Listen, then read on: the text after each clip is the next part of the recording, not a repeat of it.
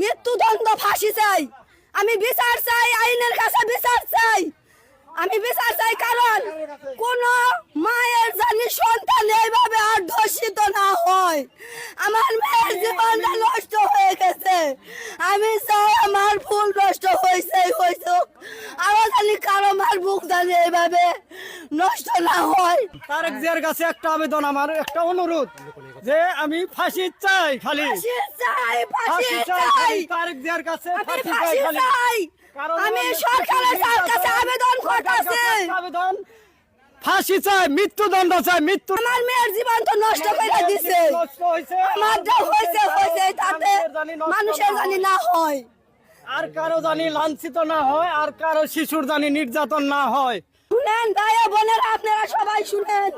আমার মাই বলছে যে আমার মেয়ের জামাই না মমতাজের জামাই বাসায় বাসায় সেরিয়ায় নাই না দর্শন করে, এমনকি দর্শন করে করে সেরি প্লান শিশু পাচার করে, শিশু পাচার করে ভাই, শিশু পাচার করে। তারপরেও কেন যখন আমার বোনে আসলো তখন আমারে কেন বললো না যে মা মমতাজের জামাই কিন্তু খারাপ, তুমি কিন্তু তোমার মেয়েটা যেতে দিও না। খালাই বলে কি, খালাই বলে মামুনি তুমি আমার সাথে চলো, 2 দিন থেকে আসো। আমি কোনোদিন আমার মেয়েকে কোথাও একটা রাত থাকতে দিই না, এমনকি ওর নানু